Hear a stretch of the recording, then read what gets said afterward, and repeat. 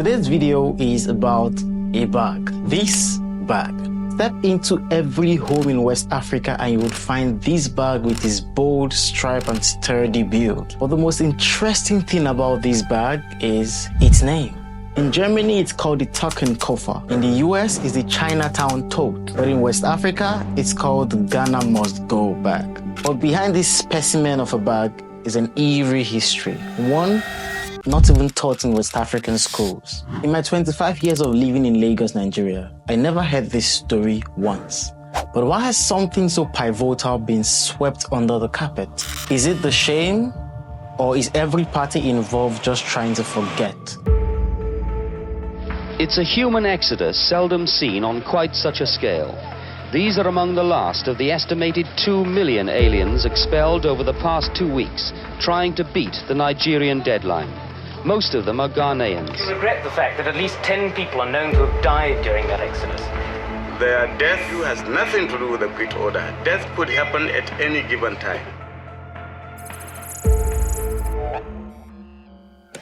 Our story begins in 1960 Nigeria, just after the independence. After gaining its independence, Nigeria was a new country with lots of promise, a booming economy, and millions of hopeful people. But just 3 years earlier, Ghana had also gained her independence, and the two countries were getting along just fine. Because even if the two countries were separated by Benin Republic and Togo, their bond was usually due to a common colonial heritage. Both countries were both colonized by Great Britain, hence they both speak English. And as a result, citizens of both countries migrated between each other for greener pastures as opposed to all the francophone countries that surrounded them. And then the formation of ECOWAS took that relationship to a new height. But at a closer inspection, you realize that the Nigeria-Ghana relationship predates colonialism. See, most African countries in their current form didn't used to exist. Borders we have now are a European creation, brought about by the scramble and partition of Africa in 1885. So before then, long-distance migration in Africa had always been a thing. For instance, Fulani pastoralists always moved their cattle between Niger and Chad, across what is now known as the northern and middle belt of Nigeria. Also, coastal Ghanaian fishermen have walked as far inland as Mopti in Mali and other parts of Guinea and the Ivory Coast. With the achievement of independence came this desire of every country to fend for their own national interest. Locals soon begin to have friction with strangers as they perceive them as threats to the limited economic resources, and this was the exact thing that happened between Ghana and Nigeria.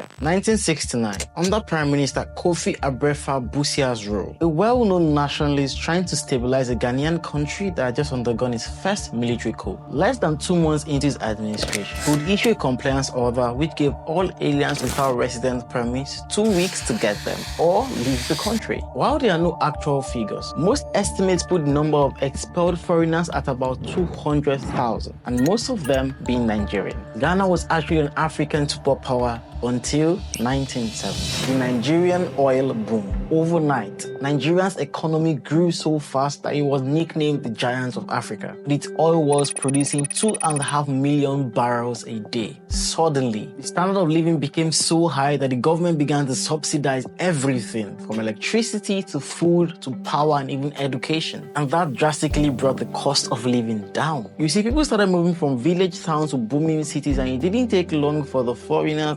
Ghanaians to start coming in too. Because while Nigerians just began to prosper, Ghana just experienced another military coup in 1972. And the new unstable military regime was battling uprisings. So naturally, Ghanaians began to move to Nigeria for greener pastures. Recruiters from Nigeria would move to Ghana to look for people to take up casual jobs. And those who didn't go with the recruiters would even go on their own. At some point in the 70s, it seemed like every Ghanaian family had a relative in Nigeria. And Nigerian primary and secondary schools were filled with Ghanaian teachers who had a reputation for their strictness and skilled whooping, but they were really good teachers too. But when did it all go wrong, and where did the name Ghana Must Go come from? By the early to mid-80s, over 1 million Ghanaians are now settled in Nigeria. This was about 15% of Ghana's total population, which was only about 7 million at the time. They weren't the wealthiest set of people, but they were doing well for themselves. Everything seemed fine for 12 years. And just around 1982, the Nigerian economy crashed.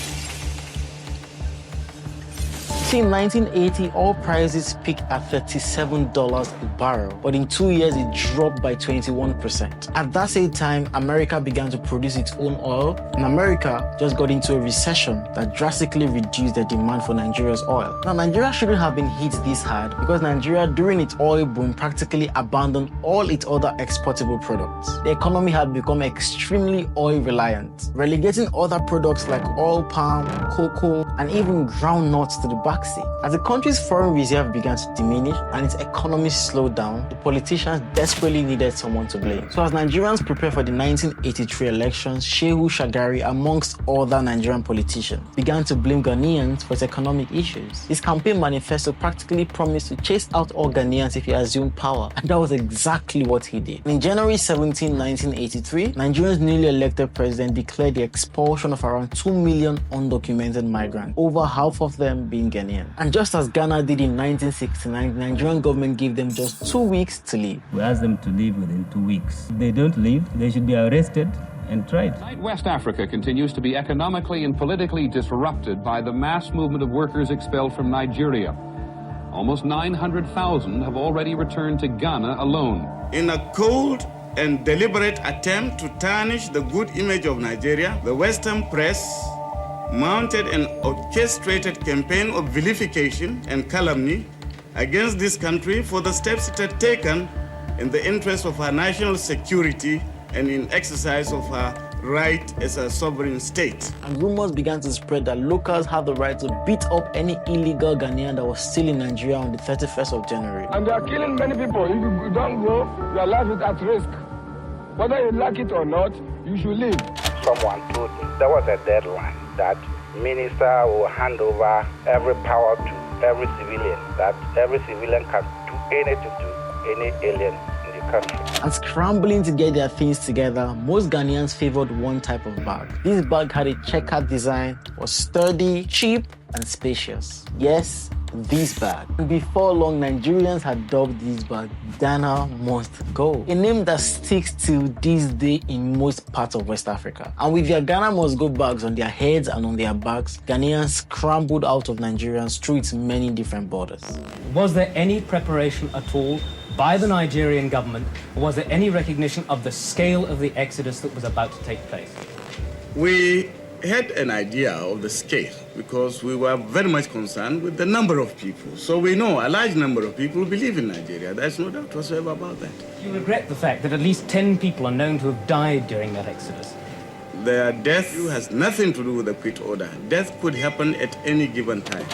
I met a friend about aboard a ship, and there was this stampede, and he fell.